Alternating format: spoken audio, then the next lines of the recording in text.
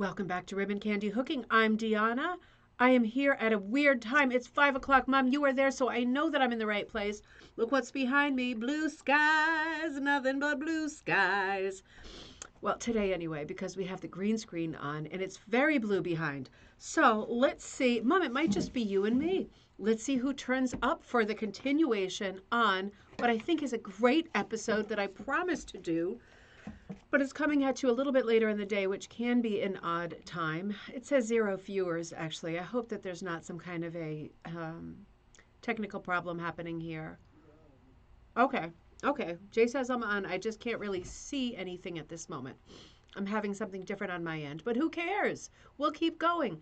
So we were looking at on Friday night, and I remember that it was. Oh, good. Here we go. I'm starting to get my normal thread. We remembered it was Martin Luther King Day, but then I forgot. I mean, I didn't forget because it wasn't important. I forgot because, it was the weekend, and it just seemed like Sunday. So here we are at 5 o'clock on a Monday. Now, I don't think we've ever run a show at this time before. Oh, Lisa, good to see you. Deborah, great to see you. Liza, great to see you. Sometimes it's nice to have a show at a different time because we get different buddies at different times, right? Yeah, and I just felt like it was, I don't know, I have so many snowy green screens to use behind, but isn't it nice for a change to see a nice view like that?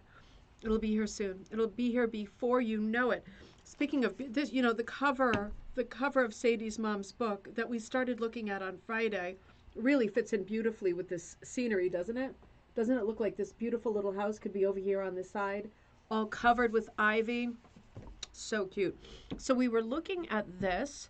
Let me make sure I'm all set to, yep, I am all set to show some more slides. We got to like a third of this scrapbook on Friday, and then it was 2 hours. So I pulled the plug on it because you cannot rush a scrapbook from 1932 that's filled with images of hook drugs and quilt patterns. It would not be ready. You are ready for spring to be there. Oh, Lisa, totally right. I think it's going to get cold again this week, which is fine. It is expected. It is nice to live in a part of the world, in my opinion, where you have all 4 seasons. But, oh, it's been so cold and the kids have been so into geocaching. Why couldn't they have been into geocaching in the summer or spring or fall? Suddenly they are so into it. And if you don't know what that is, it involves looking at an app on the phone where it gives you points on the map wherever you are in the world where other people have hidden these little caches, Caches, not money cash, but like a little cachet kind of a thing. And yeah, and you have to find them. It's like a scavenger hunt that's happening all over the place. And even Mom, when we left your house, because we were at my mom's for a couple of nights, we found 2 caches on Floydville Road alone. They're everywhere. They're absolutely everywhere, and it's fun and interesting and somehow, I don't know, uplifting in a weird way, to think that there is this parallel world of all of these little treasures hidden right in my normal path, my normal day, my normal order of things. There's a whole bunch of treasures hidden, and I didn't know that they were there. And now, one by one, we're finding other people's treasures, and then you add your name and say the date that you found it. It's just something different. And it involves getting outside, which is a nice thing. If it were a little bit warmer, even nicer. But it is a very fun hobby. I know it's been going on for a while, but my kids just heard about it. So yeah, so we've been very cold, but a little bit of outside time this weekend. That was really, really nice. Oh, Ruth, good to see you. Hello in Wisconsin. It's in the negatives. Okay. You get such extremes out there. When I was there, it was so comfortable and lovely, and I was leaving extreme heat, so it was really a treat. There was a rhyme for you. But yeah, I know it gets very, very bitter, bitter cold as well. Snow forecast for tomorrow. I heard that, and possibly for tonight. I wonder if the kids are going to be home again. I mean, I love it when they're home, but whoo. All right. Let's see. Deborah says polar vortex has arrived in Michigan. Oh, my word. That's another one of those states where it gets terribly cold, doesn't it? Oh, my word. Liza, right now 25 and it feels like 12 here in Dallas. Whoa, that is low. No school for my distrust tomorrow. No school for my distrust tomorrow. District. Okay. I thought you had a nickname, right, for like the children. Okay, that makes more sense. Chrissy, great to see you. I almost said happy Friday. Happy Monday. Happy Monday. Great to see you. Yes, it was great weather. It was great weather when I was in Wisconsin. I can't wait to go back this fall as well. So much to look forward to. I have been busier than the proverbial moth in the sweater closet. Been with the kids, trying to spend some time with them, but also trying to put together the Mucha class, the Alphonse Mucha class Design Like. So you know that my first Design Like book is coming out any time now. Mark said that it went to the printer last Friday. So things usually move quickly at that point. Yeah, it's being printed now. And I will have a ton of copies. I can actually bump my number up again. So we'll be fine for that. And yeah, I'm really looking forward to it. And if you would like to be part, because the second book is hopefully right behind it. I'm not sure where I'm gonna, might be with Mark again. We'll see how it goes. The second book will be right behind it because so many people put beautiful images, hooked images of mine for Design Like, but in the end there were way too many. This is going to be a very large book for Rug Cooking Magazine's press, but and that's having cut out half of it. So there will be some more chapters in the second book that we haven't even talked about yet. And certainly Mucha will be one of those. So jump on board if you're interested at all in Art Nouveau. This is a great person to jump into Design Like Mucha if you don't fancy yourself as a designer, because he worked it's in such flat shapes, right? Beautiful women selling products, cigarettes, train tickets, perfume, theater shows, using beautiful women. Doesn't that sound familiar? Isn't that exactly the way that people advertise still? Pretty sure it is. But yeah, I mean, he did such beautiful flat design that was so decorative. And we can, of course, control the amount of decoration and ornate sort of filigree stuff we put into our own compositions. But he's a great one to start with if you haven't done one of these classes with me before. I'm working on it right now.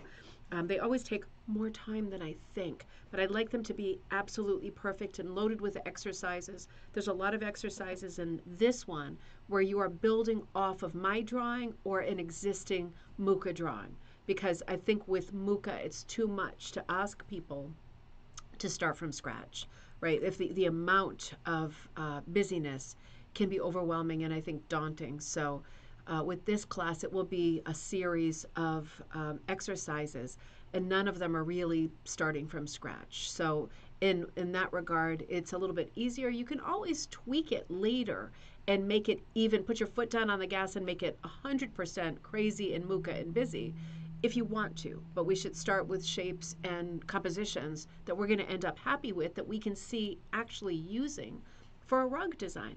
And you know, working on this, working on Mucha, right, as a segment of the Design Like classes, it got me thinking about rug hooking, right? Because the idea is that you create some designs that you might want to turn into a rug, whether you're a hooker, a puncher, or whatever.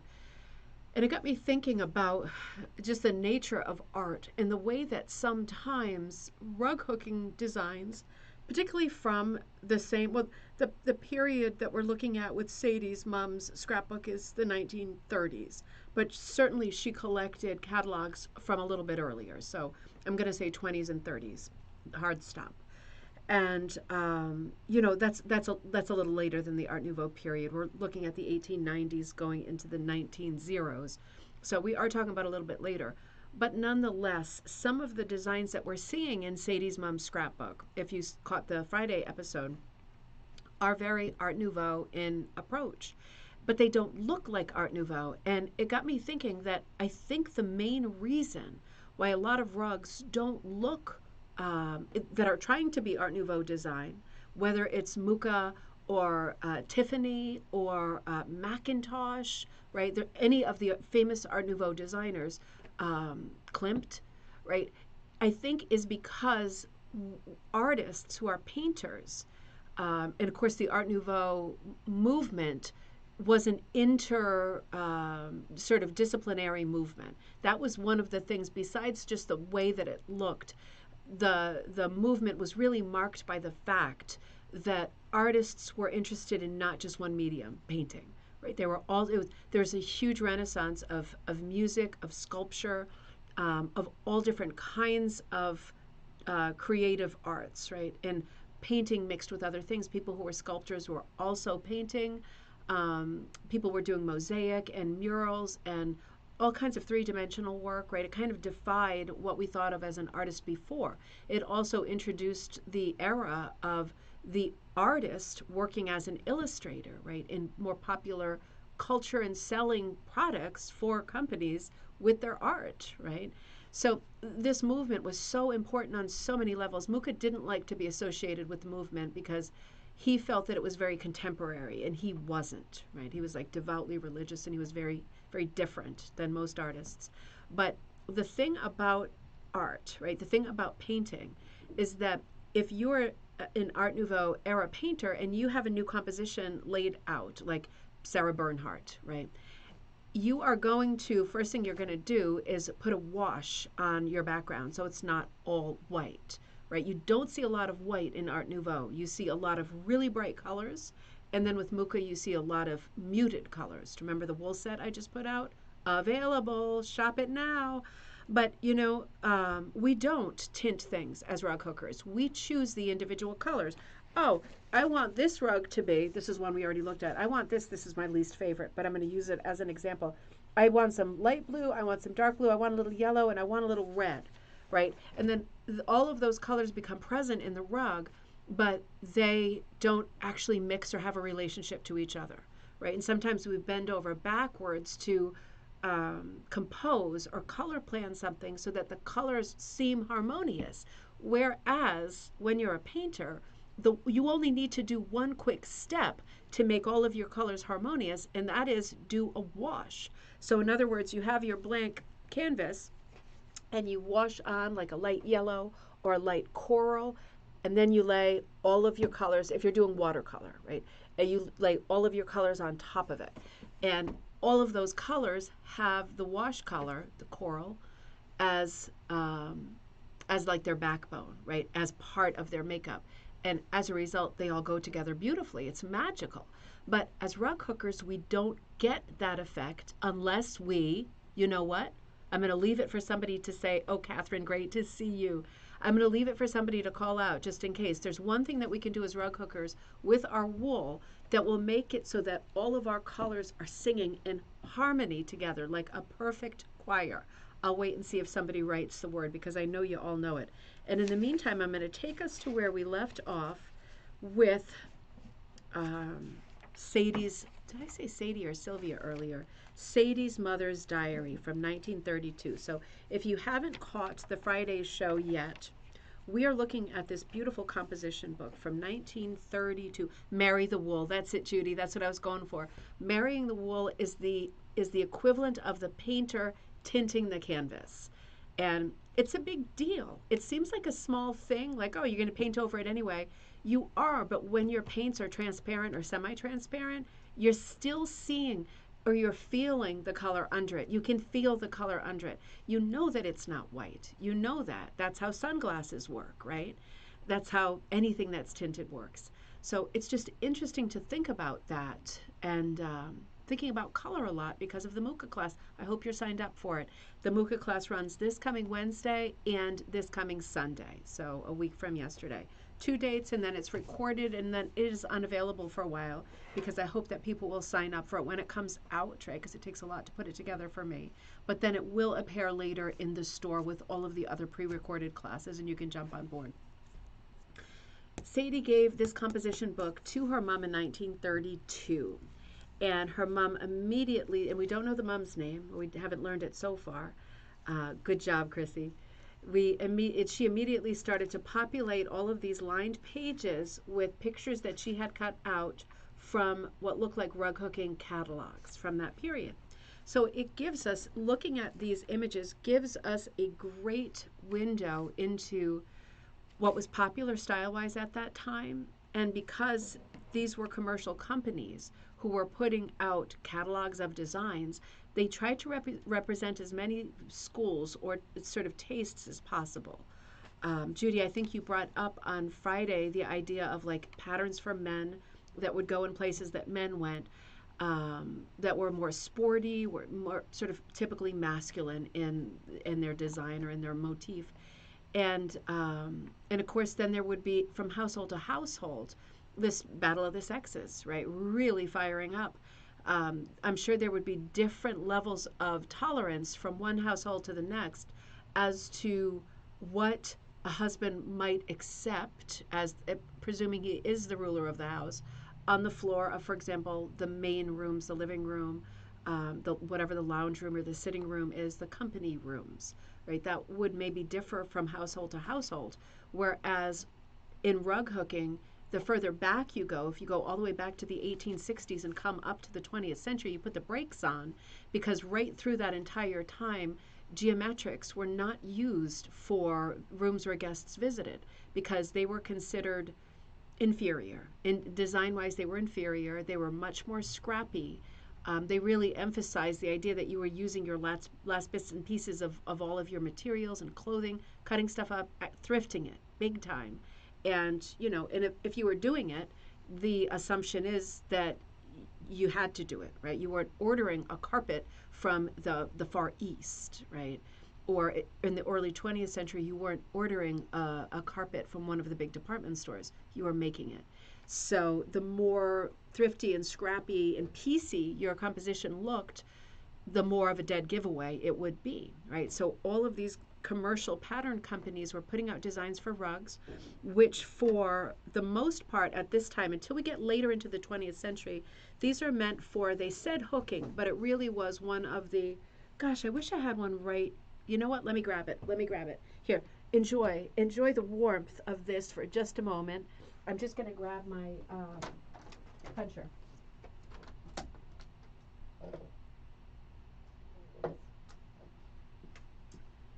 I have a bunch of these, and I like them because they look like monsters to me, to be honest. They look like monsters. They all look different and dangerous, and they all have a different personality. This one's a little more benign, it's a bit more open work here. It doesn't look like it could kill you, like this. But it has a different kind of dangerous look. It resembles like a surgical instrument, right? And your needle is here, right? And then so the needle feeds here. But then this metal part here, which is remarkably sharp, pushes the yarn out of the needle's hole and down into the canvas behind it. So everything you're making, right, they were working into burlap. I mean, this is large, right? This is large. I would not, you would feel it, right, if you walked over this and it stuck up in your foot or something. I would not want to put this through any of my contemporary backings other than burlap. Because, I mean, look at the size of it. It is going to make a big, big hole. Now, the yarn that it leaves behind is going to be the right size, and it's going to work in burlap. It did, right? Otherwise, this wouldn't be the machine they sold. But at the same time, for us, we are now using backings that are wovens and a little more tightly woven than what people would have used back in the day using old feed sacks and pieces of burlap.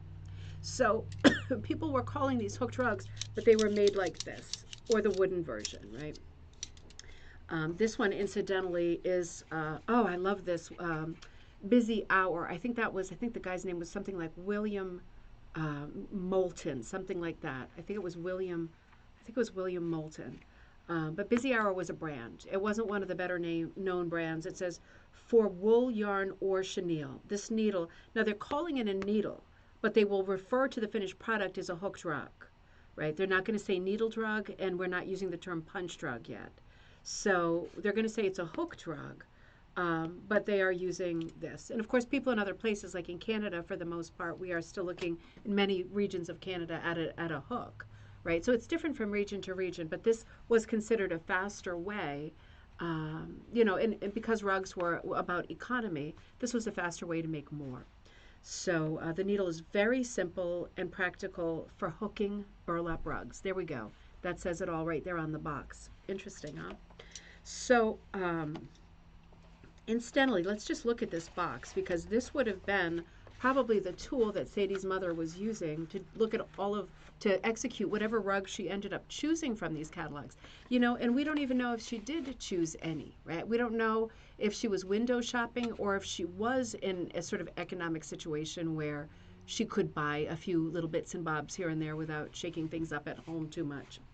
So this is a product from, yeah, it says WM, it's crossed out for some reason. I wonder if someone else was reselling it. WM Moulter, Moulter Company. Sorry, Moulter, not Molten. Chicago, Illinois. Beautify every room with your own handmade hook rugs. Simple, inexpensive, and practical. Easy instructions for making hook rugs. Thread the needle as illustrated. No, I don't think that piece is present. No, it's not. Allow the yarn to extend through the needle point about 2 inches. 2 inches is a lot, right? But might as well waste as much yarn as you can because then you got to buy some more, right? Push the needle point through the burlap and operate the handles up and down, keeping the bottom of one of the handles on the burlap at all times. Kind of like walking, right? It's like you're walking the thing across the backing.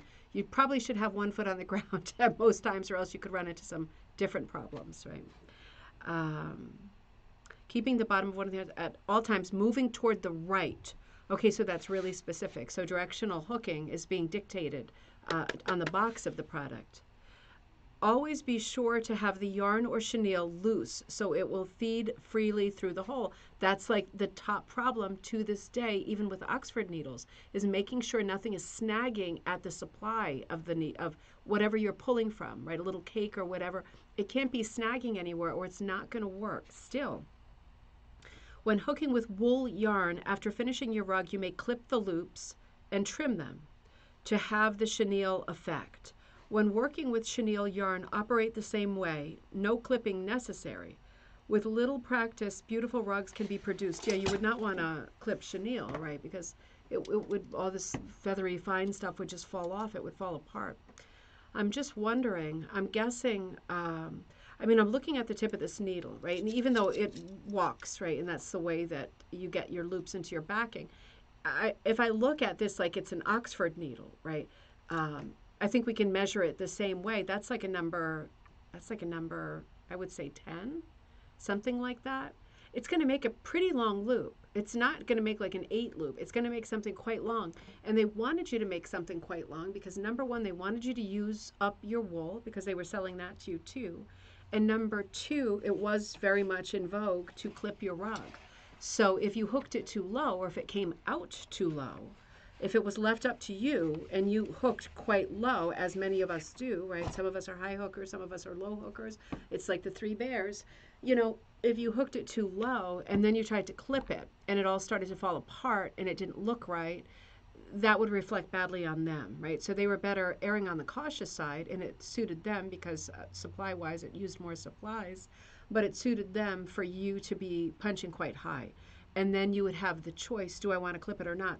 But it does mean that design-wise, the designs cannot be very busy, because if they are, the detail is not going to come out because the pile is high, right? So these are all things to think about when we're looking at designs from this period. It's not that rug hooking design exactly paralleled movements in art. It's not that. It's that the tools that people were freely, routinely using at that time, the most readily available stuff, was meant to, you were meant to use this stuff and it produced a specific result. And that result was not conducive to a lot of fine and busy work. So you can see why at the advent of the promo-gown era, a little bit later in the 20th century, why people got very excited by using those fine cuts because they realized that of wool strips that they could get huge amounts of detail. And that must have been an exciting evolution of the craft, right? Because this craft, making rugs, didn't go from like point A to point B. It went like all over the place, taking all these little junkets, and we are where we are now at a place where I think we're a bit more thoughtful and tolerant of other people's taste, style, technique, all of it, right? So with that said, let's look at the next page of Sadie's. Oh, we looked at that poem at the end of the episode. That was so pretty. Okay, so let's get rid of that though, and let's come back over here, see where we left off. Oops, wait a minute. No, I don't want to delete that. I don't want to delete that. Hold on. I know I said what page we were on, but you know I'm not going to remember. I know we looked at these guys because we had a ball with those. Those were absolutely beautiful. Oh, and we saw those too. Okay, so we flew through here. Let's see. I don't think we were there though. You know, I guess we were because we talked about the sewing box. and possibly the secret compartment, check yours. That's the style that has the seat, that can have. Okay, this was the previous slide, so hang on. We are getting very close. Yep, we definitely saw that. Wasn't that a pretty one? That was so unexpected. I really liked that one. Color-wise, oops, no, I don't want to delete that. We are done with that, but I still don't want to delete it. There we go. This is the next page of SM, Sadie's Mom's Journal. And so we're looking at on top, you can see she cut out from one sort of advertisement 5 different rugs. And 4 of them appear to be seat covers. And the 5th is the, let me see if I have this a little bit bigger for you. I want to just concentrate on that top set. No, I didn't. I left it like this. So let's do like this and let me unlock. And let's just look for firsties at the first series. And then we'll look at the second one and pull what we can. Now, okay, so there's 4 chair seats here. Well, no, I'm gonna say there's 3 chair seats here, and there are 2 mats. So, and of course the circular rugs, they don't have to be chair seats. They can be candle mats or whatever, you know.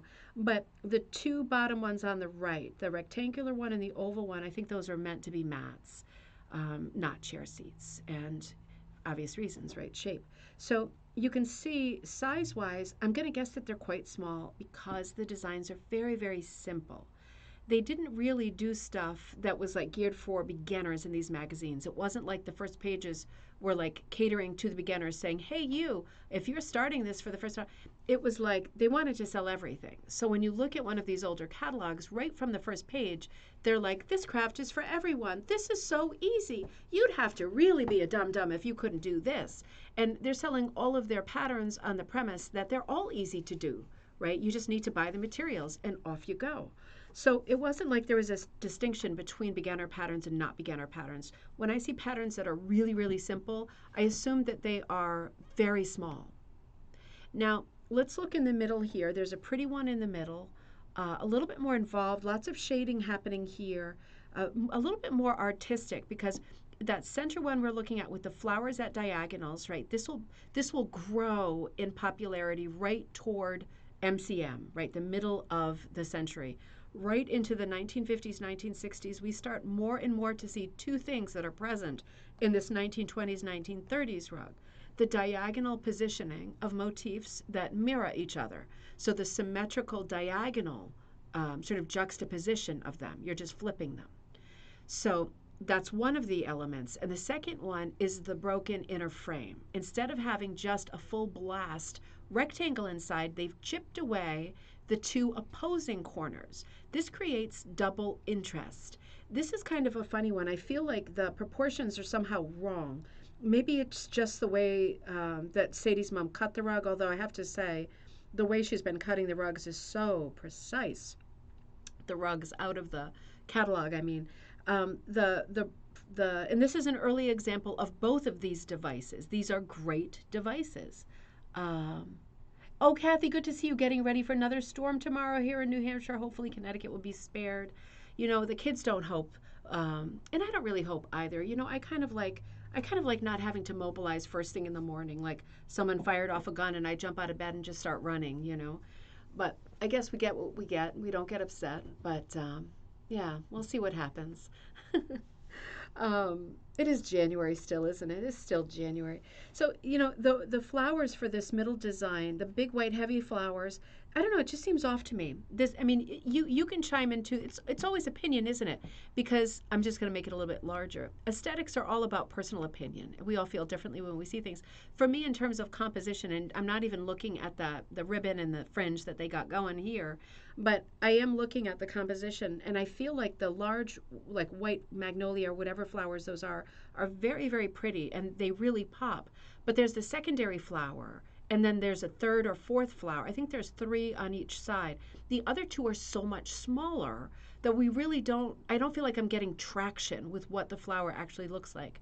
I'd rather, for balance, see at least one more flower that's large and then give us the piddly flowers. For me, composition-wise, it gets a little bit weak because it looks like I'm looking at a branch with 1 flower fully in bloom and 2/3 that are like little shriveled up, weaselly, wilted flowers for me.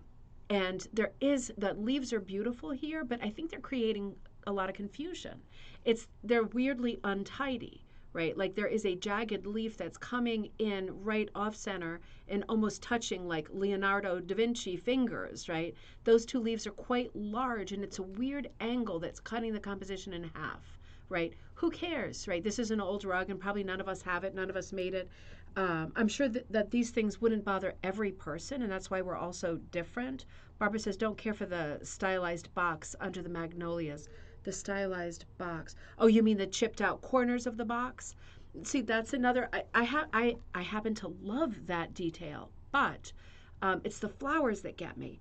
You know, when I take my fingers, because I've got the thing open in front of me, and I cover the the borders, the fringes on the side, it actually looks a lot better. I still feel it's slightly imbalanced, but it looks a lot better. Something about putting fringe and an additional ribbon on to two sides somehow to me gives it such extra importance that I don't know, maybe it's just because I'm living at a different period in time, but it gives it so much importance. It's like it better really be important, right? For this kind of fanfare, you got two like ribbons that look like they belong on military epaulets and this long fringe going. It better be important. It's just a few flowers, isn't it? Two of them blooming and the rest wilting. So I mean, design wise, from person to person, it's always going to be different. But it's just interesting and curious to look at designs for older rugs and think about why and how they got to be in that catalog, right? It might be that they were hiring new designers or whatever. People were trying different things. It's just interesting to kind of think it through and talk it through. Now, we got a couple more fringy ones down at the bottom here. A good symmetrical oval that seems like it would go great in a bedroom or something. A very fringy. See, that's a four-sided fringe, which strikes me as like a table mat. It's very small in size. It looks like really simple flower shapes. There's a lot of competition, at least in the sepia version, between really angular, sharp shapes of leaves and flowers that are very hard to make out. It is small, but I think it was a small mat. Yeah, and I guess it borders on abstract when you go this far with filling out the background, right? It's not bad. It's a little bit confusing to look at. It does look like there is an inner border with kind of a diamond and then points that go out. That's a pretty complicated inner border for a small rug. That's really complicated. Does it add anything? I don't know. For me, it's not a great composition again, right? Who cares? Who's asking me? But when I look at it, it doesn't strike me. And then my brain immediately wants to go further and say, well, why not? Because composition, no matter what period in history we're looking at, composition is universal. Something can be a good design or a bad design, right? And some things can be busy and they're great, like Victorian era, great. And some things can be very bare and they're still great because the negative area is following the rules of composition, right? There are rules. There are rules. Now, that was my brother-in-law speaking through me. I wasn't being like insensitive. So on the far right, pretty double border. Now I do like the double border. I feel like, yes, it's a double border. I thought, is it another fringe? But it's not, because there would be some kind of telltale at the corners with the fringe. It's not. It's double border. I have to say I much prefer the look of the double border than the fringe, personally. Pretty little flower pot on one side, but on the other side, again, a little bit of weirdness. It's like, what happened? Did the flower pot crack and fall out of the composition? Was it cropped? The machine cut the burlap too early and we didn't get our second flower pot? We paid for a second flower pot. It just doesn't make sense to me. I would like this so much more as just the one flower pot or two flower pots balanced. And that would be super easy to do, right? And just by way of chatting, even if you get patterns today and you're looking at it and you get it home and you're thinking, it's not exactly, I don't like it as much as I thought. It's not exactly my bag. You still can take out a Sharpie marker and just literally overwrite the lines that are there to make them something that is more your taste or that resonates more for you. Or you add stuff, you take stuff away. crosses through. So I do that all the time when I am working on my own projects, my own line drawings, crosses right through lines because I changed my mind, right? And that there's no shame in changing your mind. It shows that you are using your nut, making good decisions. Are you okay? Making good decisions as you go along. Let me just open the door. I just heard a huge crash. Everything okay? All right. Um, yeah. All right. Nope. Nothing bad. So moving on to the next page. Let's see. Aww. See, she skipped some pages, and I can see that there was no glue here.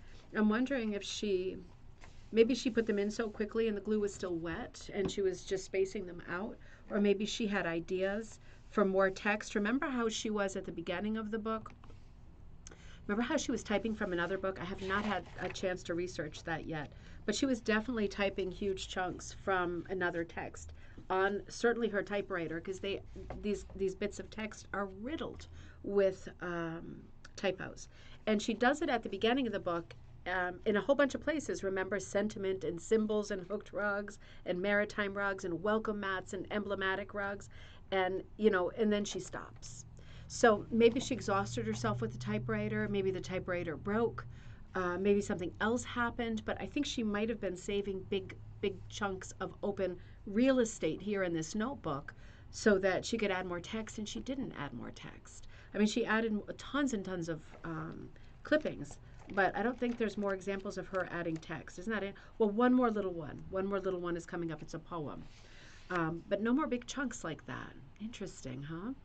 There's a story behind here. It's like the veil. We're at the veil looking through and trying to get at the story. If you lift the veil somehow, and we can't, right? Because we don't know who Sophie's mother was, and all we know is the year. We don't even know where. Well, I suppose on eBay I could figure out where it came from, but it doesn't mean it was from there. We can only guess, but it is very romantic thinking about it, isn't it? Now, let's come over here, and we are first looking at the top left, and then we're going to look at this busier page. So let me first see. Nope, I didn't. Let me come here then. Hang on. I want to look at this a little bit closer up. I want to look at what we got. Well, I can just hold it up for you too. I want to look at the image here. And we talked a lot about flowers, I think, in Friday's episode. It might not be completely in focus, but I'm not sure it is in focus. I think that's as good as it gets. You see the crease across it, and the page was turned up at one point, like foxed. She probably liked this, and she foxed the page. She probably wasn't expecting to get the composition book from her daughter, and that she would be able to save all these. She probably foxed a lot of catalogs before she knew that the scrapbook was going to be a gift and she could lay them all out. So there's a lot of little extra creases and stuff, and I think that's probably, Detective Dog thinks that that's probably what she was up to. But this is a classic example of an early floral composition. And I have to say, this is my favorite era for the straight up floral composition. And I am working on a series of florals right now, just as a challenge for myself. But for me, this particular floral, and picture it in any colors you like, right? For me, it has a great balance because there is a modest spray in the center, right? It doesn't look like the Blob, the movie The Blob. It has a beautiful, tidy scroll around the edges. Again, controlled. It looks controlled. It looks architectural. It's got a good structure to it, but it is still very, very gardeny and pretty. And there are some big flowers anchored in the frame of it, more like a wreath than here's some flowers for your corners, right? It's like violets for your furs, but they're flowers for your corners. No, instead they are anchored onto the wreath, and they're making the wreath, I think, look more pretty. Now, all of this, right, like looking at these floral designs, we talked about why so many florals. Well, I was reading, in anticipation for Magpie Time's first issue, is a historic garden issue. I was reading about flowers and the history of flowers and stuff for about 5 seconds in bed before I was unconscious. But I did catch a nugget. And what it said was that during the I forget what book I was looking at, but during the Victorian period, that was really sort of the golden age of women coming to garden, like for fun.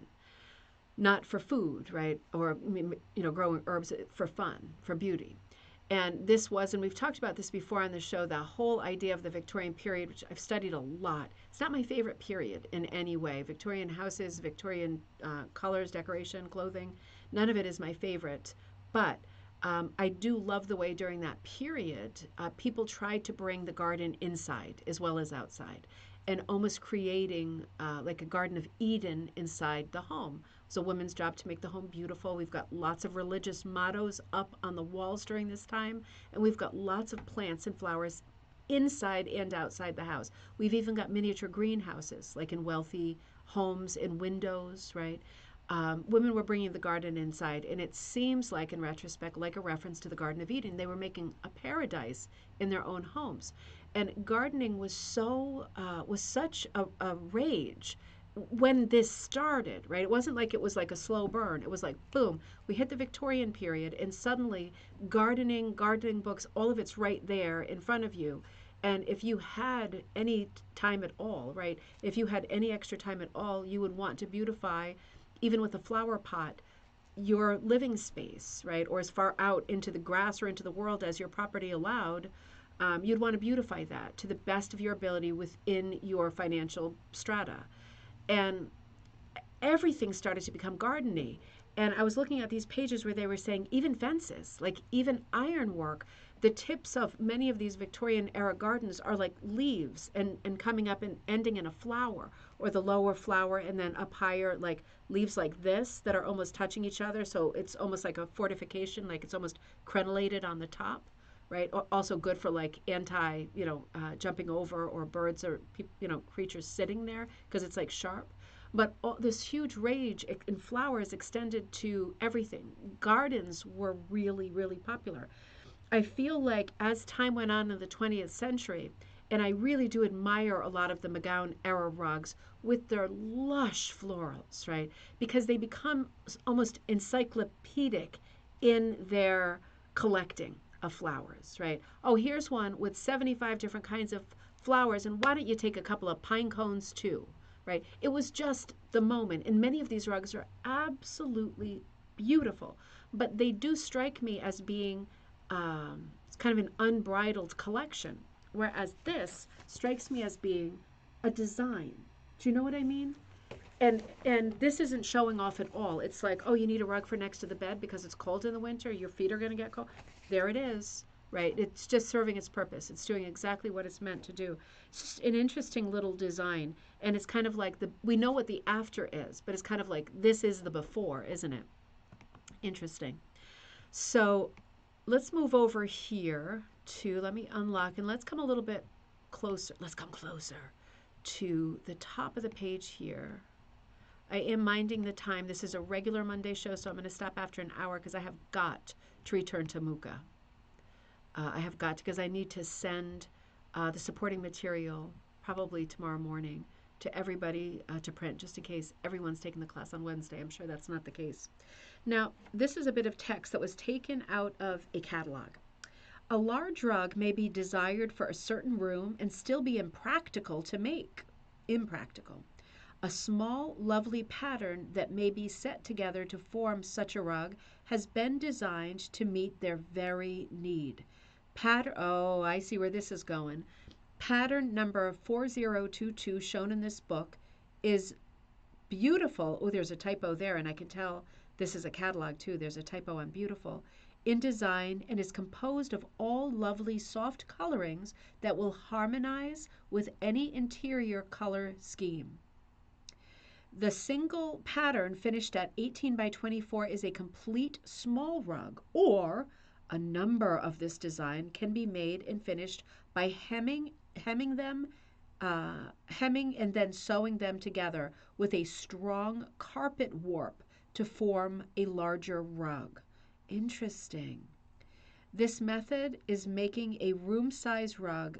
This method of making a room size rug eliminates the necessity of a long, clumsy frame. Well, that's a good point. And greatly simplifies the process of making a very lovely, large rug. Oh, isn't that interesting? Now, interesting. Okay. I have to say, I don't think that this is a good design for this. I love that they're trying to sell somebody 20 of something instead of one. And I'm sure there was a huge need for it. Now, two things. Like, because we are more used to, in this day and age, looking at carpet tiles, right?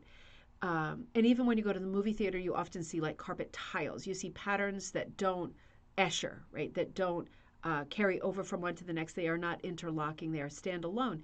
And for me, seeing a rug with a repeat pattern um, reminds me of a quilt, which is normally a good thing. In this case, I just feel it's already too busy of a design to do this with. I think you would also see the individual beginnings and ends of all of the tiles and it would look tiled. Now, whether or not in the 1930s that would read as that doesn't look so good, I don't know. And maybe it did look great. Um, I would be so tempted if I did this technique. I would be so tempted to try to run in a couple of little rows in between to separate them. Because I feel like when you're trying to act like they aren't individual pieces that are separated, but you can still see a faint line, that's a bit more, um, I don't know, it looks more, I don't want to say dishonest, right, in a very lighthearted way, than just saying, look, these are all different rugs. And then you border them out, and then, you've got all these different pieces. I don't know. I don't know. I mean, I guess if you wanted something really formal and you wanted all of your boxes to match, then I guess that's something. Um, I mean, I suppose you could do them in alternating colors too. That could be interesting. It's a lot of work, isn't it? And the thing is, they are already 18 by 24. So say you made a rug of 4. To me, that would be an odd looking rug. It would be like, well, what's in the center? But if you did one of 6, it'd be like, well, what's in both of those centers? And if you did one of 9, that would start to make sense to me. Barbara says, oh my, I bought a rug at Maine estate sale and I felt Hooker came up with the idea to sew 4 pillow patterns together. Didn't realize it was a thing. No, Barbara, I didn't either. I don't think it was a thing. I honestly don't. I think that this rug company was smart and they were thinking, okay, people are not buying bigger rugs because in terms of space in their living room, they have nowhere to make the rug. It's too large, right? Different equipment, it's totally intimidating. So this is really clever to try to get people to buy multiples. I think that's really clever. I don't think it was universally done. I think whatever magazine this came from, and I do think it's Bernina or one of those early ones, I think that it was just a great marketing ploy.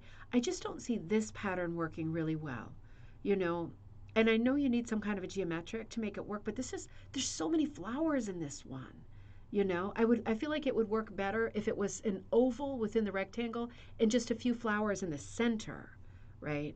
I don't know. It's a taste thing again, but interesting that they were barking up this tree, and I'm sure that they sold to, I'm sure they sold to a lot of people the same pattern many times to be able to do this trick. But have you ever seen in an antique store a rug that's made up of lots of different pieces of the same rug? I mean, I am constantly antiquing looking for rugs that are interesting that I can share. I've never seen this before. So, Barbara, I don't think it's a thing. I do think it's a great idea. I think it's a great idea, but the wrong pattern. Yeah, interesting, isn't it?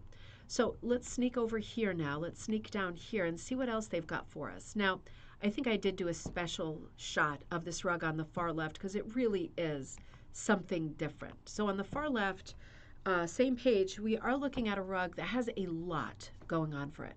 Now, this seems to me to be like a little Dutch girl sitting on the edge of a wave or possibly a cloud, maybe a cloud, fishing.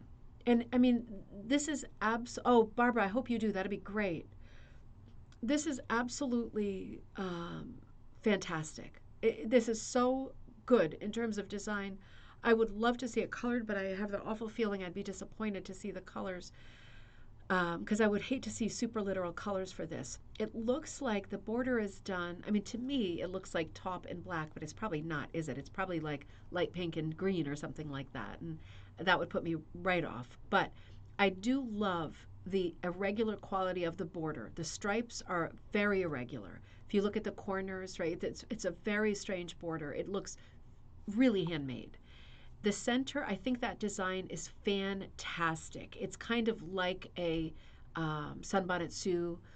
It's another profile, but we're seeing more face. We are seeing a little ethnic twist. We're seeing that sort of international love of all things Dutch represented in this rug because it's a little Dutch girl with a sort of traditional costume on, little linen lacy hat on top, and fishing, like fishing for stars. I mean, that's very whimsical. This is an early design. This is not 1960s, 1970s, right? I would expect to see Holly Hobby in the same pose, like, 30, 40 years later. This is really early, I think, to find a design that is this whimsical and just adorable. It's a bit lumpy in design wise. It's a bit lumpy. The stripes, I'm not sure why they didn't just go for even stripes. I'm really not sure why they went for stripes at all, but I have to say, I like them.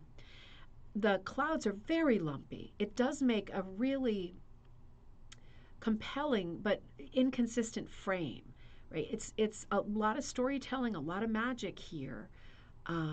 It's very odd.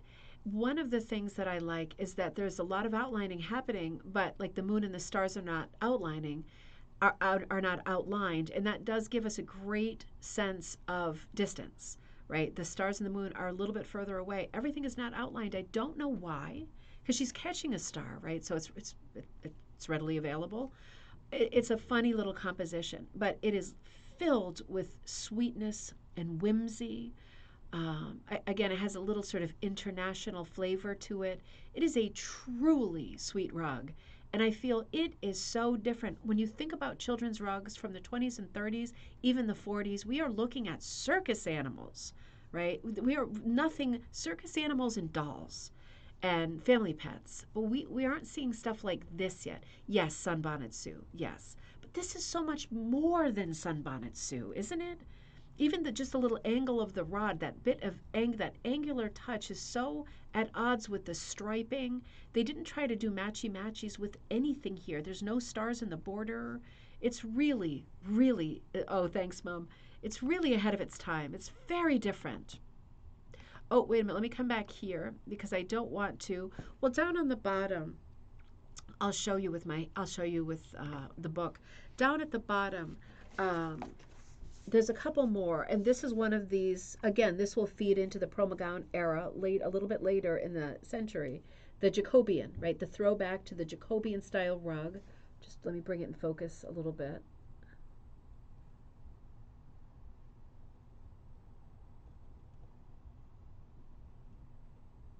Oh, it's got a lot of green in it. Isn't that weird? You're seeing right through it. Anyway, it's a sort of throwback Jacobean rug, like a crewel embroidery style. This one also has a little bit of green. It's a lattice rug, and I'm going to show you on the thing again because you're not going to believe me. Composition-wise, I think it struggles again. It's got that big fringe, but there is some kind of lily flower at the diagonal corners because diagonals are getting some traction. It's a lattice background, which is very popular in the 20s and 30s, but the flowers are again unbalanced. And maybe the idea is it's like you're looking through the lattice at the sky, maybe. Um, yeah, I don't know. For me, at least for my taste at this moment in time, it's not a super great composition. But the Jacobean, like I was saying at the beginning of the episode, you know, rug making and commercial rug companies were pulling from all kinds of inspirations. Look how different just these three are together, you know. They were pulling from everything so that they caught everyone's taste, right? They didn't want to lose any sort of come right back here. They didn't want to lose any business because they didn't have a product for a specific person. So they try. Ooh, I'm doubled up in the background. Interesting. I'm just going to let that go. We're at the end of the episode. So I want to end here, and I want to show you because we're starting the next series, and we'll go to this on Wednesday, in SM's scrapbook. There's a series of rugs that are not taken from a rug cooking catalog. They appear to be taken from maybe Antiques magazine or some decorating magazine from the 20s, 30s. And Sadie's mom has clipped all of the pictures that she could find that include hooked rugs. But these are truly like historic early American houses. And these are some of the rugs that we'll be seeing in the next pages. Just phenomenal. I mean, just look at, oh, maybe I'm wrong. Maybe I'm wrong. Nope. Nope, I'm right. I don't have to be right, but in this case, it's nice. We're going to see a lot of images like this. So we're going to return to this image, but the text says, no, it doesn't correspond. It doesn't correspond. I'm still going to leave you looking at this. On the opposite side, you see there's a poem, and the text says, in a recent catalog of old hooked rugs issued by Anderson Galleries in New York, appeared these verses, stated to have been found in an old New England attic. Oh, good, we're going to end on a poem again today. While I suspect the attic to have been older than the poem, it is interesting as perhaps a unique bit of hooked rug poesy, or maybe that's meant to be poetry, and it suggests what undoubtedly is a fact, that hooked rugs, like the silk crazy quilts of yore, were often composed of bits of fabric having sentimental attachment, like the uniform of the Bunker Hill hero mentioned in the following.